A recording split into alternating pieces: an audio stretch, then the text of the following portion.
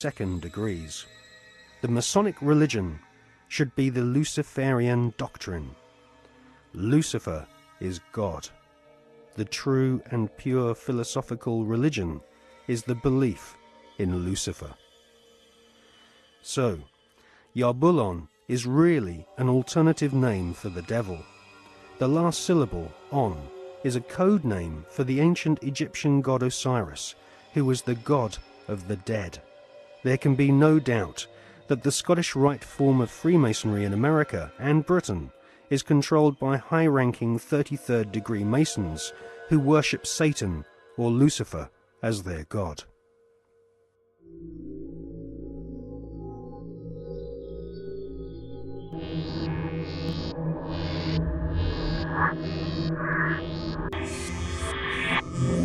We're talking about occultic forces. We're talking about the five-pointed pentagram, which was used by satanic worshippers for thousands of years. If you take the 5 points off of a five-pointed star or a pentagram, you have left in the middle a pentagon.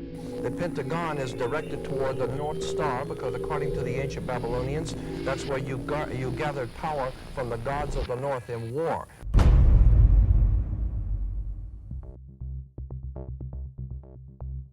We cannot allow our sons and daughters to be sent to die in a bankster's war. For oil, for heroin, for cocaine, for gold, or for control. Sun Tzu, the great strategist of war, said that all confrontations are won before the battle begins. There has never been a battle that has been won defensively. But we must prepare by becoming self-sufficient. We must prepare to do that which has not been done before. Once identifying the enemy, they have to be routed out.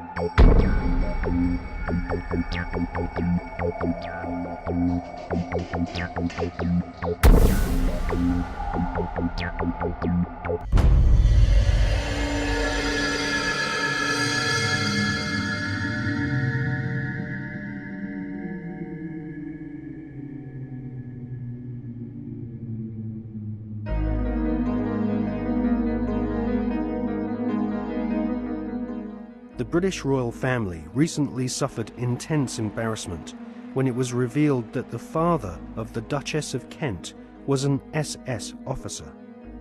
To be a member of Hitler's SS, families had to be pure Aryan, with their German ancestry clearly traceable to the Teutonic Knights of medieval Germany. Like most of the British royal family, the Duchess of Kent is descended from German blood. Her German ancestors have throughout history been members of the Illuminati secret society network. The British royal family's name is not Windsor. Their real family name is actually Saxe-Coburg-Gotha. In his book, The Forgotten Monarchy of Scotland, His Royal Highness Prince Michael of Albany publishes ancient heraldic documents which expose the true lineage of the British royals. Ancient heraldic documents suggest that the British royal family's lineage comes from ancient Hebrew or Jewish tribes of the Old Testament. During the reign of Queen Elizabeth I, she referred to England as Israel or Jerusalem. According to the Masonic reference works that you can get in any library, the, the Freemasonic Orders of Europe said that there was a little ideologue, a little spiritual entity that gave the knowledge to what the Masons call our hidden masters. That's what Freemasonry refers to those who lead world Freemasonry. They don't know who they are. No Freemason knows who the actual leaders of the world organization are. They call them our hidden masters. Well, according to the reference works, there is a little spiritual entity that guides the world Freemasonry, and they call him Yoda. And in the reference works, you'll see this little creature with the pointed ears, and he's called Yota. Yota goes back to Judah, or Judah, which goes back into British Israel World Freemasonry, going back to the time of the founding of England, and that's why they're today called British. The British, it's a very big difference between being English and British. Brit is Hebrew for contract or a covenant, and Ish means man in Hebrew.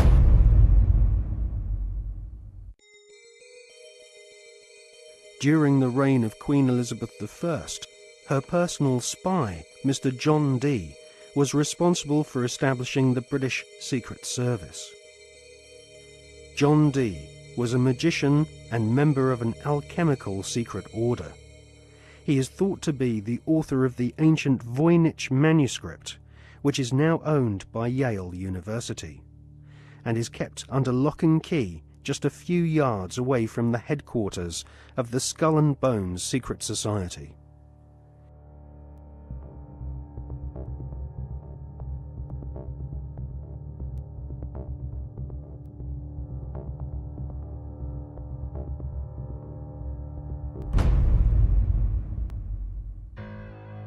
The Duchess of Kent might be ashamed of her father having been a member of the SS, but she might equally be keen to play down the fact that her husband, the Duke of Kent, is Britain's most senior royal Freemason. The Duke and Duchess of Kent live at Kensington Palace, which is home to the Royal Alpha Masonic Lodge. The Royal Alpha Lodge was established by the Duke of Sussex after he became Grand Master of United Grand Lodge in 1813. One of its most eminent members was the physician in ordinary to Queen Victoria, Sir William Gull, who Stephen Knight claims was responsible, along with several other eminent Freemasons, for the Jack the Ripper murders in Victorian London. Suitably, members of the Royal Alpha Lodge at Kensington Palace are called Princes of the Blood Royal.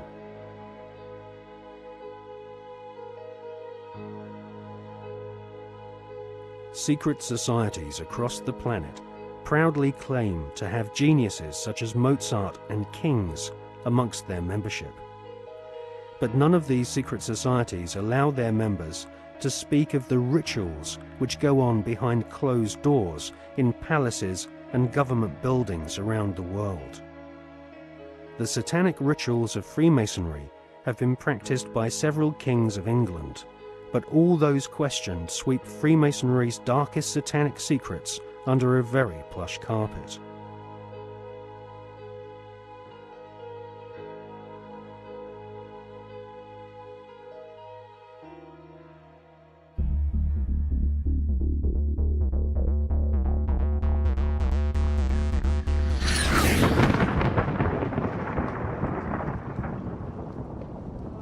Hawati en Tawi, Tem Jafar Kau, Tarpen M Awef, Mu F, Ta F, Sem F, Menemenet F Nebet, Hayat Nebet, Henenet Nebet, Jedefuet F, Awet F, Haset, Semawu M Sanut.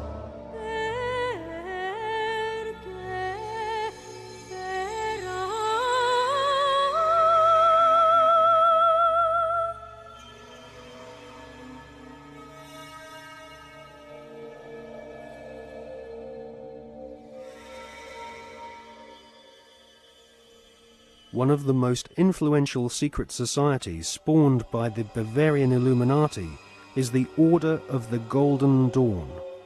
It was founded in 1887 by a Freemason, William Wynne Westcott, who claimed to have deciphered a coded alchemical script containing initiation rituals of a secret German occult order called Die Golden Dämmerung. Westcott already had plenty of experience conducting occult rituals. In 1865, he had helped establish a Masonic order called the Societas Rosicruciana, inspired by the Jewish magic of the Hebrew Kabbalah. These rituals are still enacted at study group meetings at the United Grand Lodge in London. For many years, the Golden Dawn held its meetings at the London headquarters of the Mark Masons. The Golden Dawn was plagued with scandal as rival high-ranking Masons wrestled for control of this influential Victorian secret society.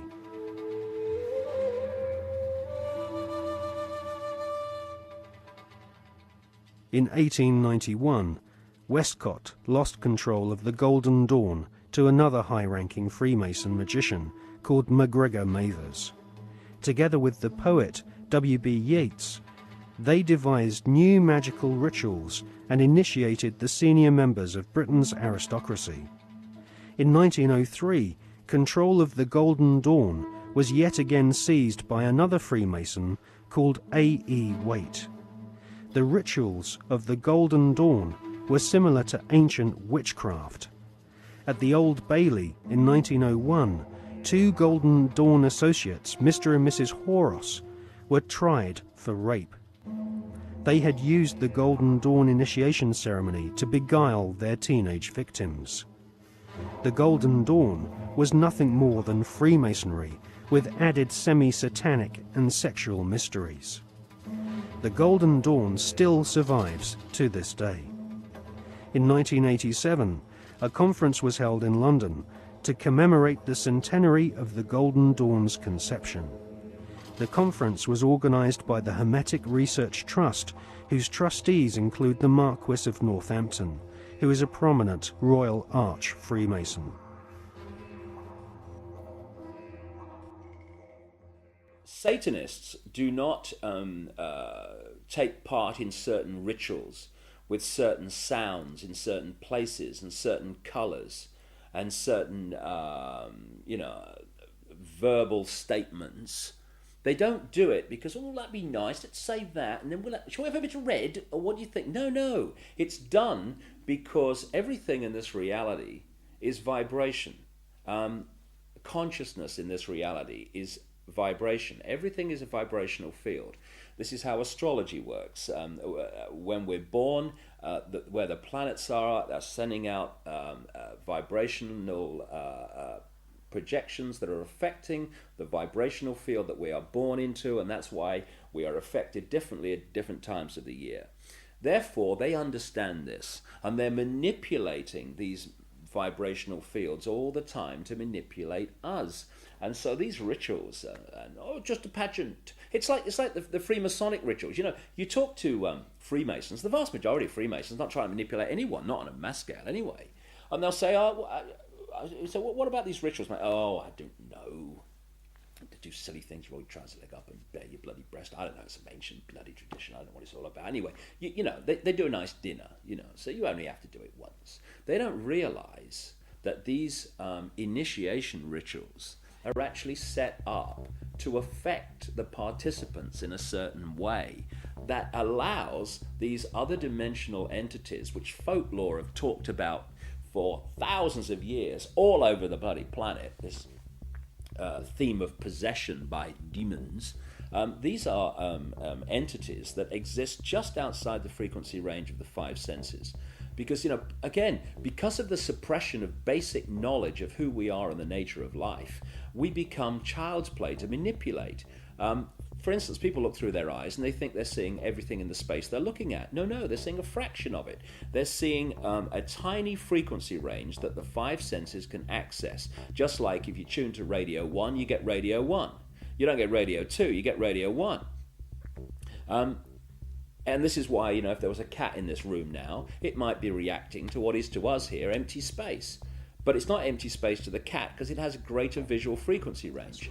Now, just outside the frequency range of the five senses are entities that are manipulating this five sense reality through these particular bloodlines. And one of the key places where this possession takes place is during these satanic rituals and gatherings, when the vibrational environment is created by the ritual that allows this takeover of the mental and emotional processes of these people to take place.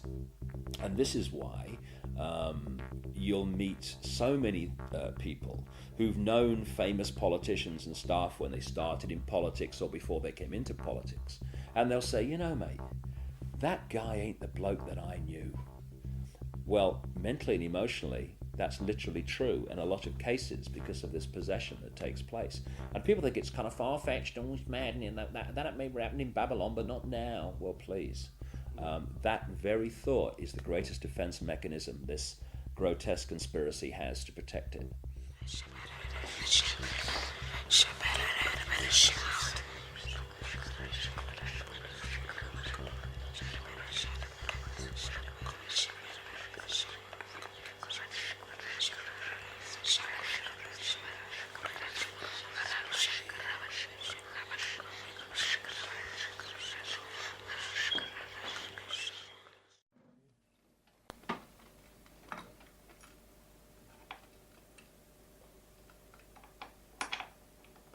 Ecco, vedi? Questo è agganciato qui, no? Tanto si aggancia di là, quindi lo porto dentro, no? Poi io leggo le mani qui, leggo i piedi qui al... Si può vedere questi?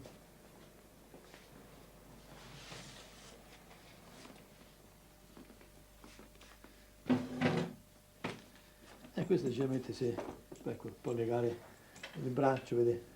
Legare il braccio di qua di là e i piedi lo stesso a questo alveolo qui. Dunque, e qui c'è questa cinta perché sono terribili. Questa qui per legare alla vita in modo che non si muova. Mettere questo braccio, vedi, sotto, vedi, qui c'è, ecco, si ferma in questo modo, si ferma, altrimenti non si regge e rompono tutto. Dunque, tutto questo, adesso vi faccio vedere cosa sono capace di fare queste qui. Questo può essere una ragazza che, guardi, questo è d'acciaio, questo corrisponde a questo qui, no, corrisponde, vediamo qua, ne passo una qui dentro, se lo troviamo, ecco, questo sarebbe questo, vedete come l'ha ridotto? È difficile poi con le mani, non è possibile, ha visto? Il demone pure dell'esorcista. L'esorcismo è lui che ha paura e non abbiamo paura noi. E sono contento di dare il botto al demone. Quando mi dice il demone chi sei, io domando, Satana. Ah, ora mi sei capitato. Adesso ti ho dato un sacco di botti. Dunque, e quindi è lui che grida. Perché quando grida la persona, ci sono dei grida qui delle suore che si sentono a volte fino in fondo, fino alla strada si sentono. Dunque nel giardino. Ma non è certamente la persona che grida, ma è il demonio che sente queste botte, diciamo così.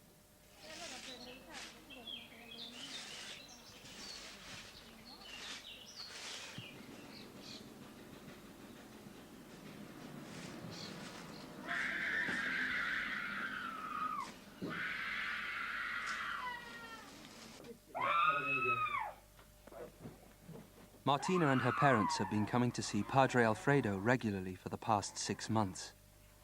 The family has turned to the exorcist in an attempt to solve problems which have troubled their daughter since she was 8 years old.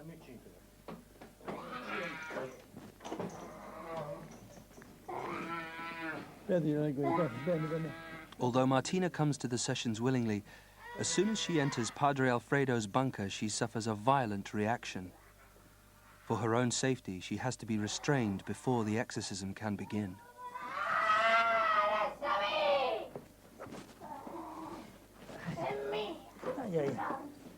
Oh, tu all'inferno vai!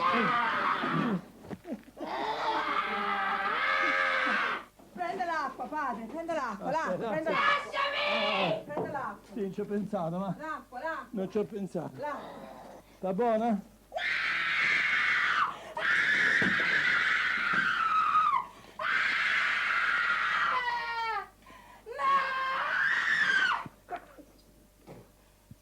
Sta buona, forza. Ci avevo pensato. Mamma.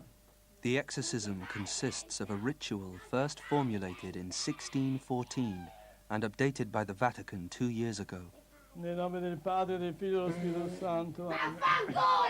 Signore Gesù Cristo, Figlio di Verbo Eterno Padre, Dio universo, Signore, Padre, Santo e Santo, il grande del tuo nome, Santo Domino, che sei il Santo, che è il Spirito del nome. Posso vedere che tu, Spirito Maria, è di Cristo, è di Cristo, è di Cristo. Ecco l'acqua del Signore, del Spirito Santo. E dall'esorcismo viene una forza particolare.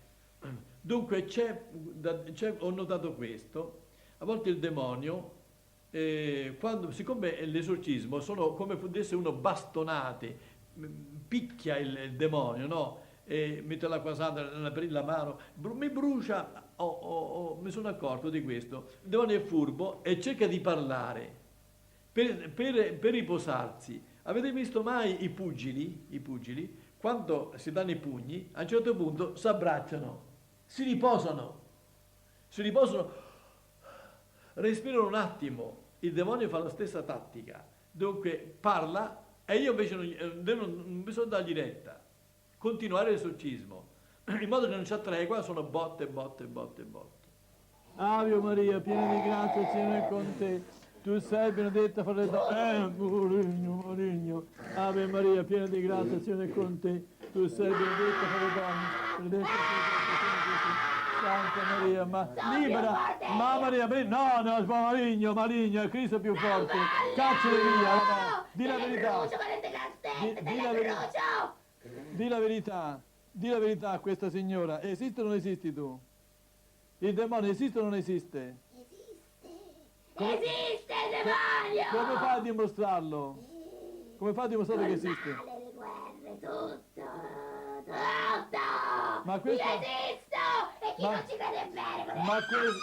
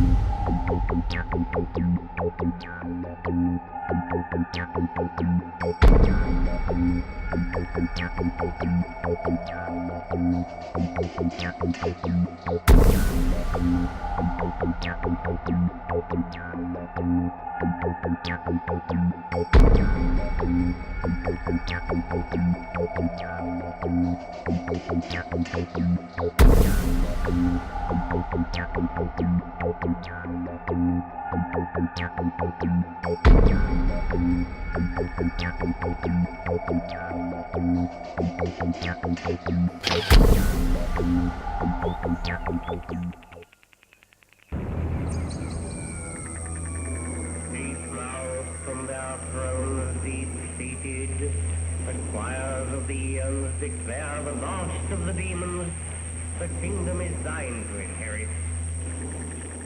What I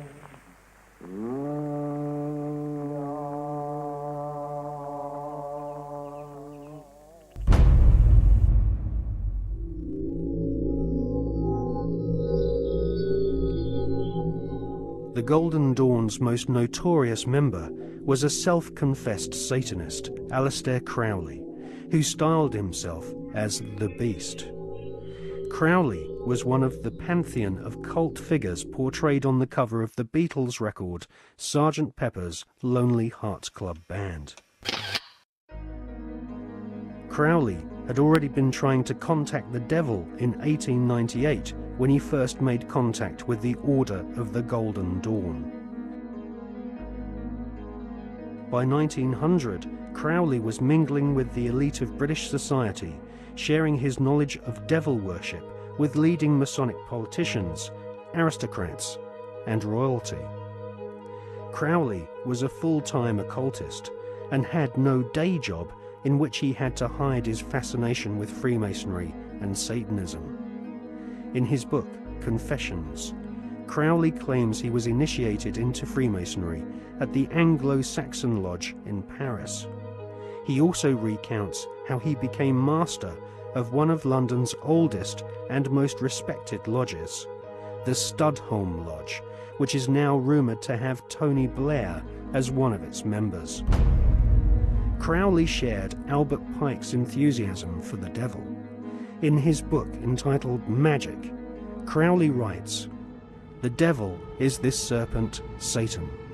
He is life and love. He is light, and his zodiacal image is Capricornus, the leaping goat, the Godhead."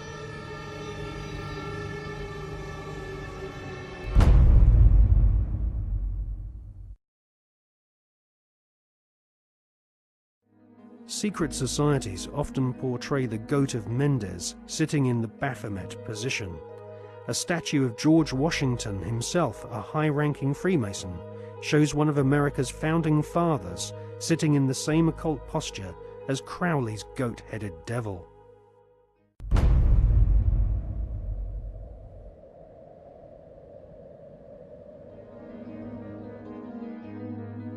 In 1912, Crowley became the British leader of the Ordo Templi Orientis, the OTO, which was a direct descendant to the original Bavarian Illuminati. The OTO was a hardcore satanic secret society, and Crowley devised the initiation ritual around the 33rd degree ceremony of Scottish Rite Freemasonry. Crowley claimed the formation of the OTO was reconstituting Freemasonry back to its German Illuminati roots. Crowley wanted nothing less than to dance with the devil. He was impatient with the politeness of Masonic ritual. He described basic Freemasonry in the lower ranks as a sinister association for political intrigues and pirates.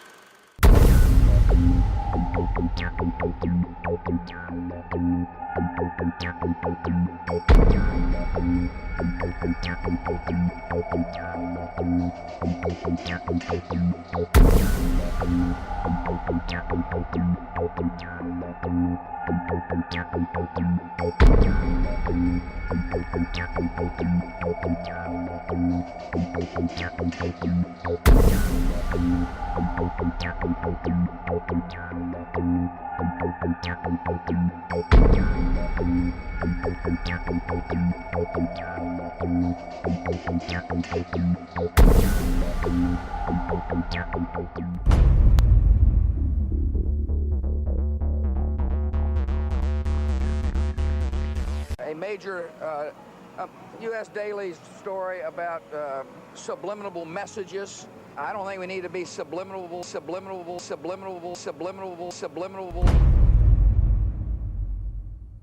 Television is a massive mass hypnotist to the global mind. And what happens is it is implanting a belief in reality by the minute, and then once we take on that belief implanted when information enters the eyes, we edit it on the basis of that belief. And so what the global population is subjecting, or is subjected to, suffering from, is actually literally mass hypnosis. And when we talk about people who kind of start to see things and see the manipulation they couldn't see before, what do we say about them? What do they say about themselves? They say, I woke up. Exactly what they've done.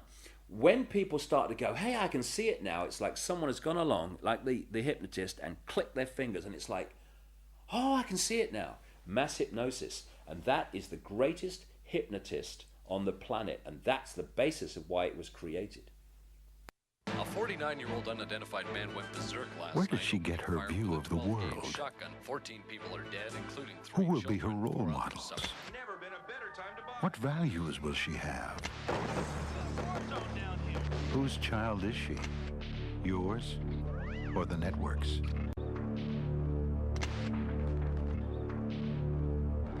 Take back your children. Turn off the TV. And when you start to research the subliminals in advertising and television, what staggers you is not what they do and what's there, but the scale of it. I mean, it's like our consciousness is being hit by an explosion of this stuff. Because you see, this is another interesting point. Experiments have shown that about 1.5 seconds before the conscious mind decides to take action, move its arms or whatever, speak, 1.5 seconds before it consciously decides to do that, the electrical signals have begun in the brain to do it. For me, the conscious level is the experiencer and observer of reality, but the subconscious is the creator of it, the generator of it. And this is why the Illuminati want the subconscious mind through subliminals. What does subliminal mean? It means below threshold. It's below the threshold the conscious mind picks up, but the subconscious mind picks everything up like a sponge. And therefore they are planting these thoughts into the subconscious, which then filter down into the conscious, and we think we're having our own thoughts, when actually they're implanted thoughts done at a subliminal level. Rats were caught in the sewers a week ago. Now they're stopped. When the plastic door is raised up, the rats will shoot out like bullets. It was a common punishment in Imperial China. Do it to Julia. Do it to Julia. Not me. Julia.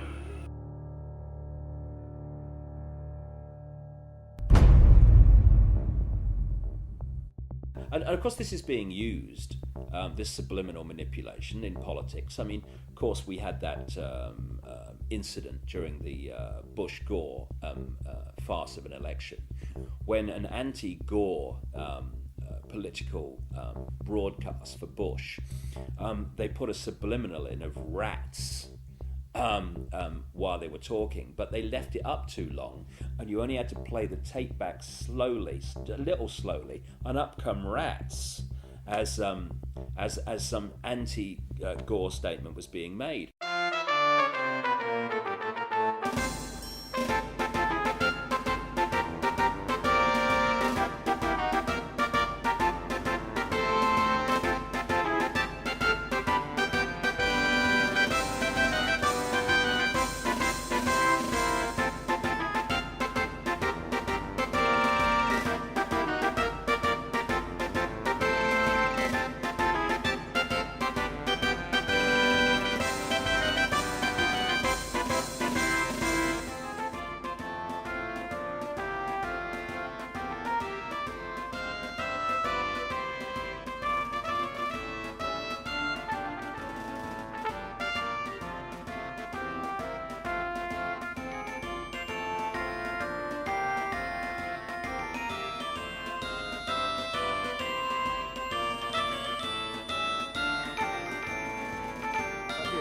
Necesito tu voto para seguir luchando por el futuro de nuestros hijos.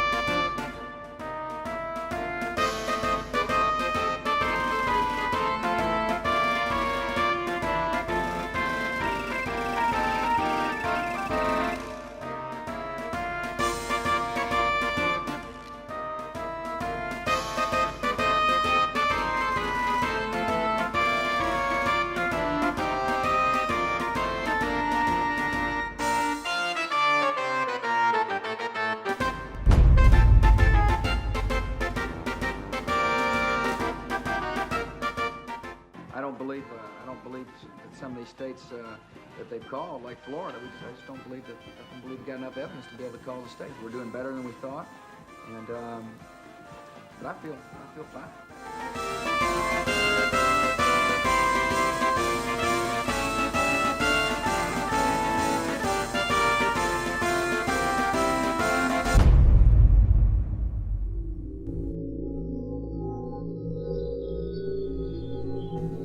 In accordance with the laws of the state of Florida, I hereby declare Governor George W. Bush the winner of Florida's 25 electoral votes for the President of the United States.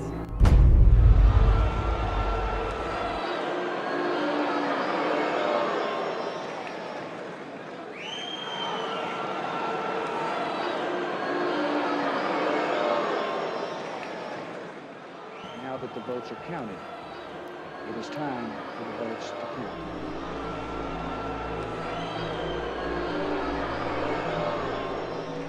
I wish to point out that our American democracy has triumphed once again.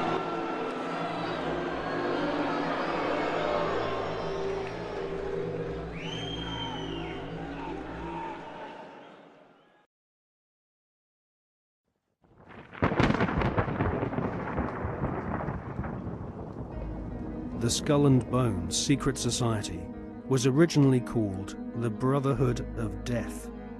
George Bush Jr., his father George H.W. Bush, and his grandfather Prescott Bush have all been initiated into this macabre fraternity, which was established in 1832 at Yale University by William Huntington Russell, whose family were America's biggest opium smugglers.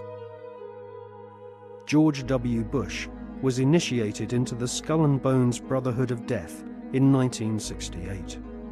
The ceremony took place at the Society's headquarters, which is a stone building with almost no windows. This mausoleum-type building is known as the Tomb. There is a small enclosed courtyard, an internal chamber where initiates lay masturbating inside a coffin, and a museum of artifacts held sacred by the Society's members, which are all called Bonesmen, regardless if they are male or female. Many of the artifacts inside the Skull and Bones headquarters have been stolen by its members. To prove their devotion to the Brotherhood of Death, Bonesmen have robbed graves, bringing human skulls and skeletons back to their tomb and placing them in glass display cabinets. For nearly 40 years, George W. Bush has been an active member of this most bloodthirsty occult secret society. His allegiance is primarily to his fellow Bonesmen, not the American people. In order to prove his devotion to the Skull and Bones, Prescott Bush, grandfather of George W. Bush, savagely desecrated the grave of Apache Indian chief Geronimo. Prescott Bush robbed Geronimo's grave and had Geronimo's skull placed in a display case alongside the order's other treasured possessions, which include silver tableware from Hitler's Eagle's Nest headquarters in Nazi-occupied Austria. Welcome to the satanically inspired secret world of the Skull and Bones Brotherhood of Death. Welcome to the sick world of the Bush family.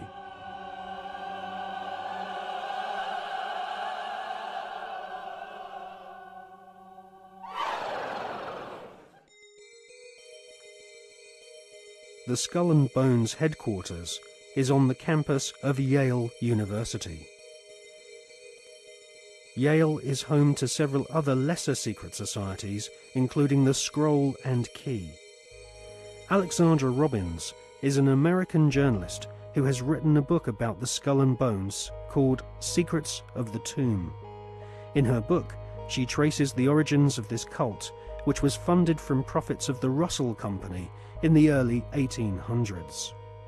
The Russell Trading Company was nothing more than an opium trading empire, which, still to this day, is the corporate arm of the Skull and Bones secret society.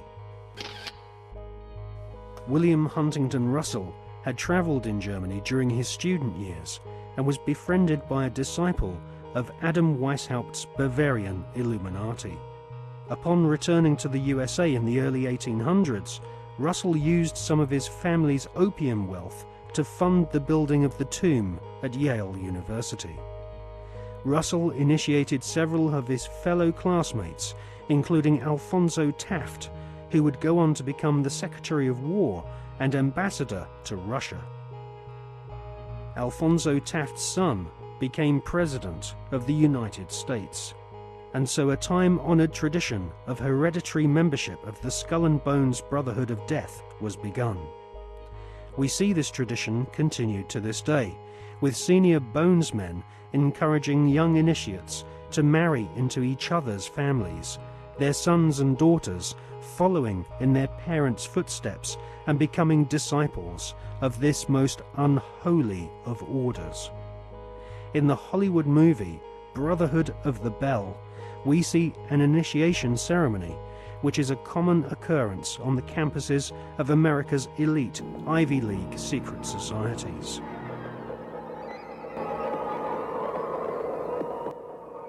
Mr. Patterson, Philip Everest Dunning, Mr. Chad Harmon, Mr. Dunning. Mr. Dunning, the Articles and Letters of the Brotherhood.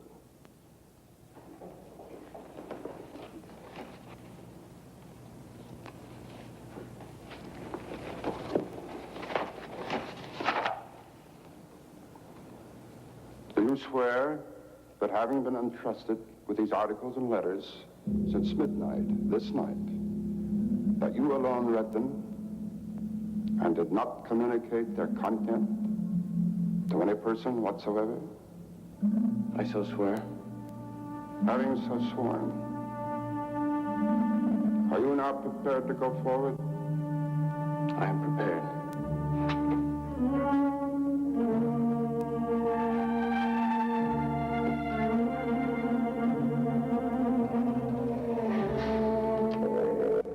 Mr. Dunning, for over 200 years, Brothers of the Bell have been initiated before the spell, and in the same ceremony, at sunrise. 22 years ago, Mr. Patterson stood due east in your place, and I became his senior, as Mr. Patterson is now yours. One day, Mr. Patterson will stand due south, and he will induct a Brother of the Bell, and you will become senior. See, in this fashion does the Brotherhood express its continuity. It will continue long after all of us are dead. But that continuity depends upon one thing: obedience. Absolute obedience. If and when you are ever called upon by Mr. Patterson to pay your due bill, you must comply, whatever is asked of you. Well, that bill may come due tomorrow, in 20 years, or never. It will not be a matter of money. It will be an act of fealty, of loyalty to the Brotherhood of the Bell.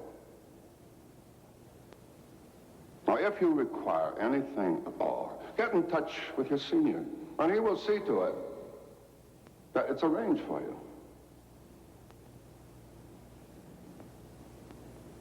Are you ready for the oath? I am. The oath, gentlemen.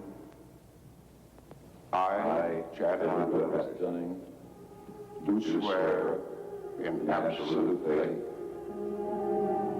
that I shall reveal no secret of the Brotherhood of the Bell, that I shall respect my brothers and myself, that I will act as they desire, secure their interests as if they were my own. And I pledge this, my honor, my fortune, and my life.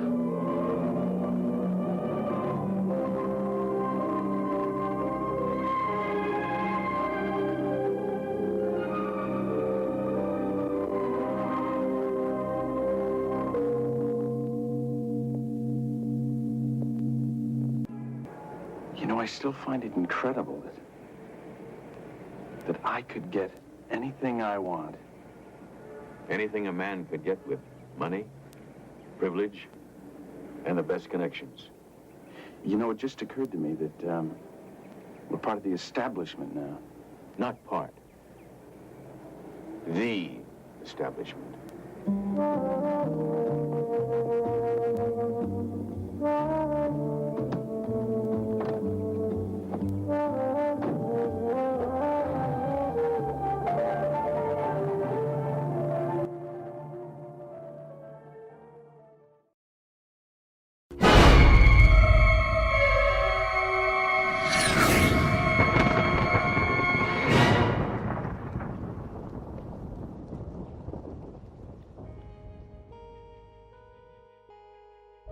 In her fascinating book, American journalist Alexandra Robbins claims to have unearthed a skull and bones plan to dominate the world.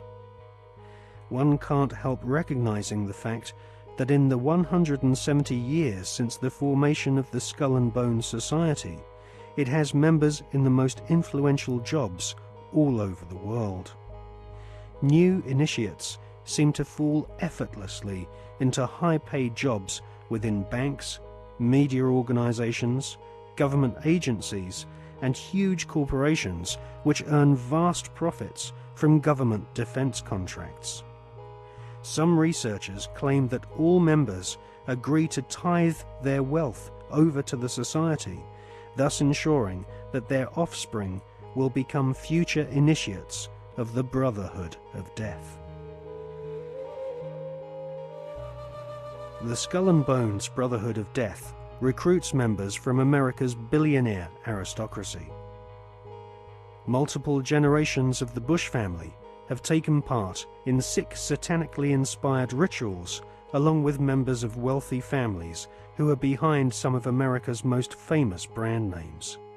Based on the rituals of the German Bavarian Illuminati, the Skull and Bones have approximately 900 members worldwide. George W. Bush has initiated 5 fellow Bonesmen to join his administration, including William Donaldson, who is head of the American Securities and Exchange Commission. Upon initiation into the Skull and Bones, candidates are told that they must forever deny their membership. The psychological mind programming and brainwashing which goes on inside the tomb can only be guessed at, as no Bonesman has ever broken the fraternity's rule of silence.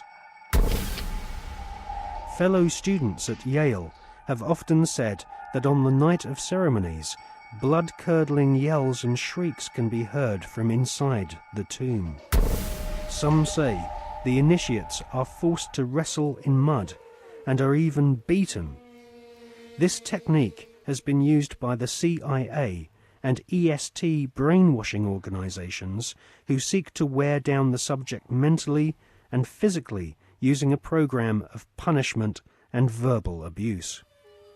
Once the will of the candidate has been broken and they have divulged all their sexual secrets to the elder Bonesmen, they stand naked and are reborn in a mockery of a Christian baptism, with elder Bonesmen dressed as the Pope and the devil conducting the ritual. Ron Rosenbaum is a journalist who writes for the New York Observer. He secretly filmed an initiation ceremony from the top of a building near the Skull and Bones headquarters. Members of the order dress up as the devil, the Pope, and a kind of Don Quixote character.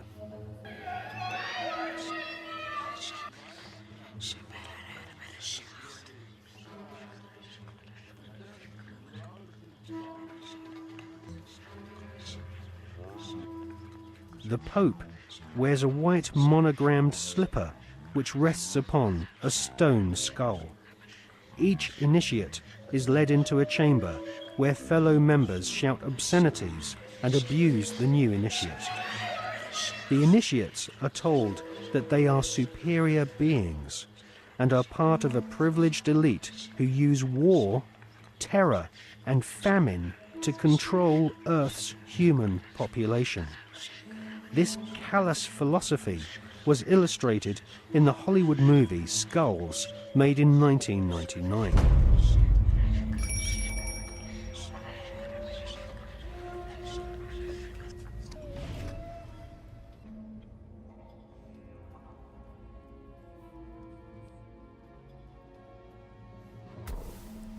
Over the years, there have been several break-ins at the tomb, which is the headquarters of the Skull and Bones at Yale University.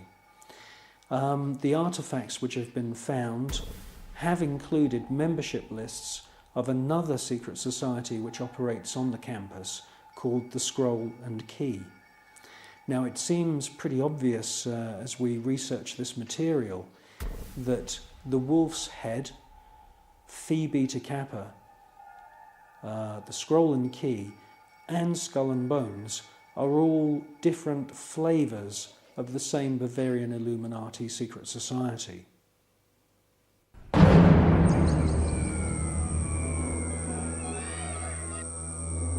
One by one, each new member is thrust to his knees and bows before the devil. A naked woman is ceremoniously assaulted with a dagger.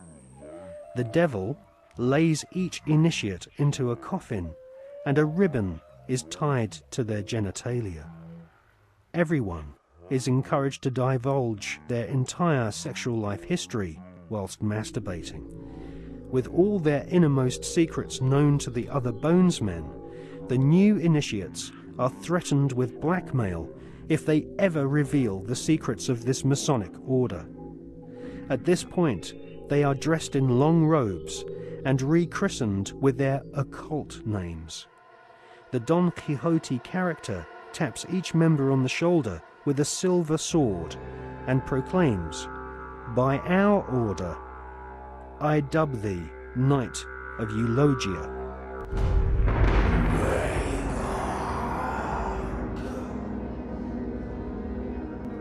We can exclusively reveal that George Bush Sr.'s occult name is Magog, which is the name of the evil army commanded by Satan to visit Earth and destroy the kingdom of Christ.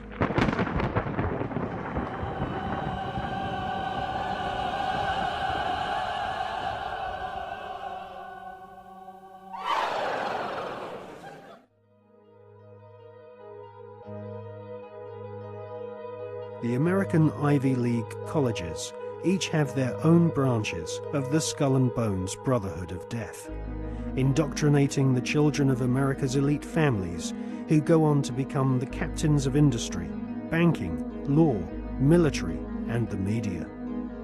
The epicenter of this elite cabal is Yale University. The last 3 presidents attended Yale, as did the terrorist expert Paul Bremer III, who governs Iraq for the Bush-Cheney Skull and Bones elite. Members of the Anglo-American Illuminati network also share the same philosophy. They believe in a single, all-powerful superstate, which is governed by a single world leader. If the Illuminati were successful, and their dream would come true, it would be a virtual hell on earth. That is what the New World Order is all about. It's a living hell. It's Orwell's worst dream and nightmare.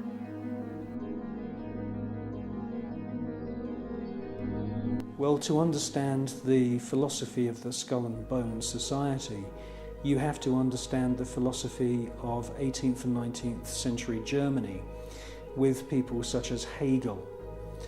Now, the dialectic system, the dialectical political system, was not devised by Karl Marx. It was actually developed by Hegel, Fichte, and also contributed to by Kant.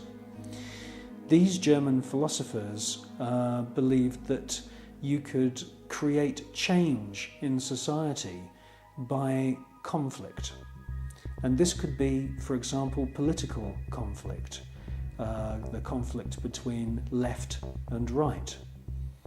from this conflict, a new political system would come about, and this would be a synthesis of the two views. Now, that sounds pretty innocent, but in actual fact, the dialectical system is used in military combat as well. And Hegel's plan, which is being actually carried out right now, is to create conflict, to create wars. And through the creation of wars, several things happen. First of all, the companies which manufacture the missiles, the guns, the bullets, the uniforms, and all of the paraphernalia to do with warfare all make huge profits. Secondly, there is a culling of the male population. Since the 1950s, we've had several reports from think tanks that feed information into the European Union, the British government, and also the American government, which are recommending depopulation. And there is several plans which we believe have been put in motion right now. And obviously war is one way of depopulating the planet.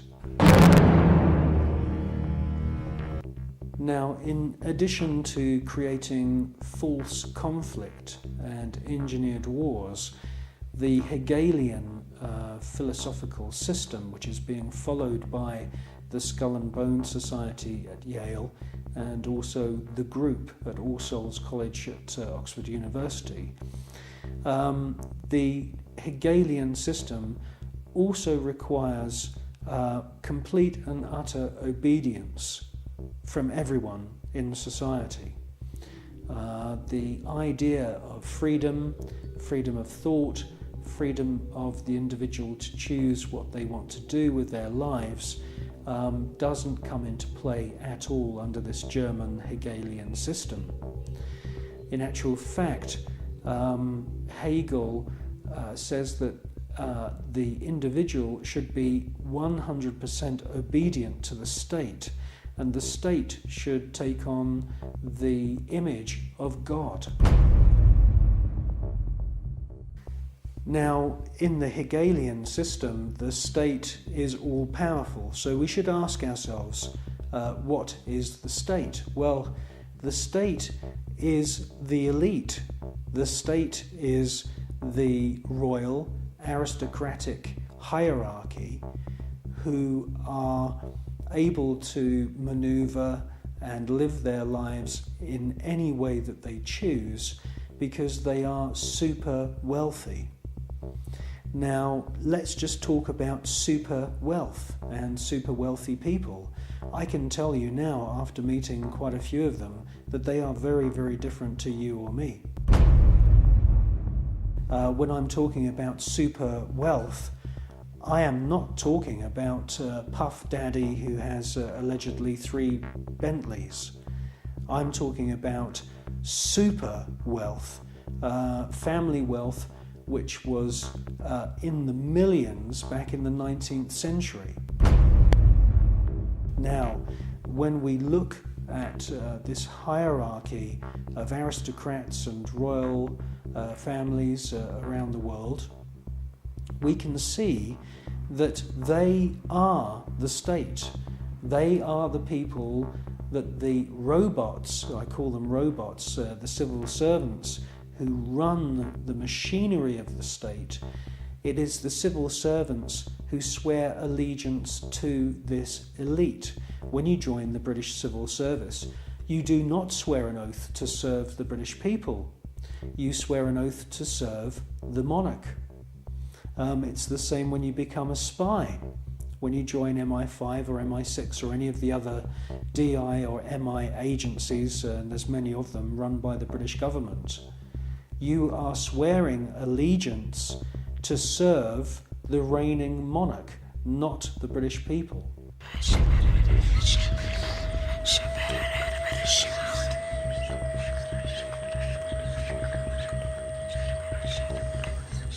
While the American people sing the Star-Spangled Banner, the most powerful people in the USA and Europe salute the ancient symbol of the Brotherhood of Death.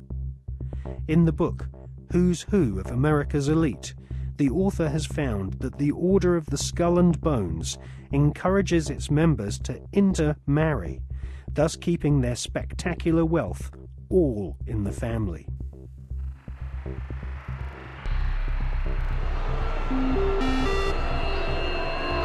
Good evening. Today, our fellow citizens, our way of life, our very freedom came under attack. America was targeted for attack because we're the brightest beacon for evil and the very worst of human nature. I've directed the full resources of our intelligence and law enforcement communities to find those who want peace and security in the world and to bring them to justice. We will make no distinction between the terrorists who committed these acts and the victims of the American economy. Our military is evil, and it's prepared. Our country is evil, deliberate and deadly evil. All that is evil, comforted by evil, and no one will keep that evil from shining.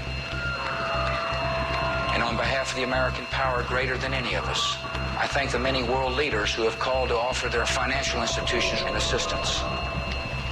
America and our terrorist friends and allies join with all those who want despicable chaos and terrible evil. And we stand together to win the war against all that is good and just. None of us will ever find those responsible. Thank you. Good night. And God. Alive! It's alive! Now they will know why they are afraid of the dark. Now they will learn why they fear the night. There is nothing wrong with your television set. Do not attempt to adjust the picture. We are controlling transmission. I want counterculture. I want anti-establishment. This is mass madness, you maniacs! Quiet, numbskulls, I'm broadcasting. I believe America is ready for a new beginning. The new Prime Minister of India is, no.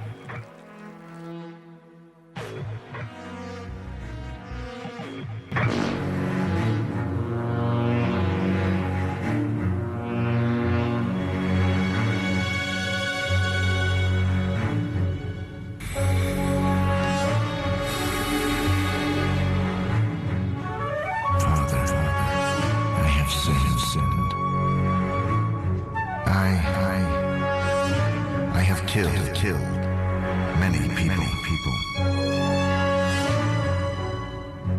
For money. Out of ignorance. Out of evil. Out of hatred.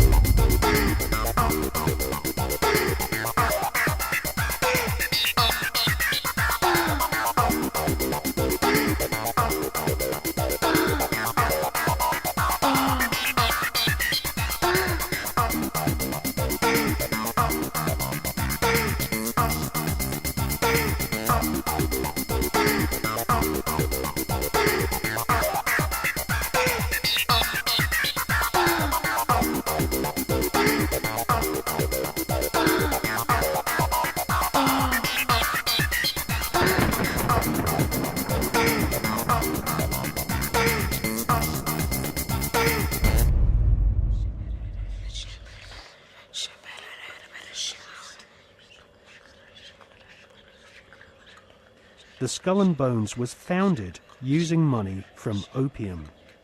Retired Colonel Bo Gritz is a 33rd degree Freemason who interviewed Viet Cong soldiers after the Vietnam War, who told him that George Bush Sr. and Richard Armitage were at the head of an opium trading gang during the Vietnam War. Afghanistan is the world's largest supplier of opium, and since the US invasion in 2002, the growing of opium poppies has reached staggering proportions, with money from the British government being used by opium farmers to plant gigantic fields of poppies. The BBC confirmed in April 2004 that since the invasion and occupation of Afghanistan by British and American forces, poppy production has reached an all-time high. Bonesmen have never had such an ideal opportunity to follow in the footsteps of their forebears and start smuggling opium. The American and British war machines are commanded by men who have all sworn allegiance to the blood-curdling murderous demon gods of the Illuminati. They are sacrificing the lives of your sons and daughters on the altar of the all-seeing eye.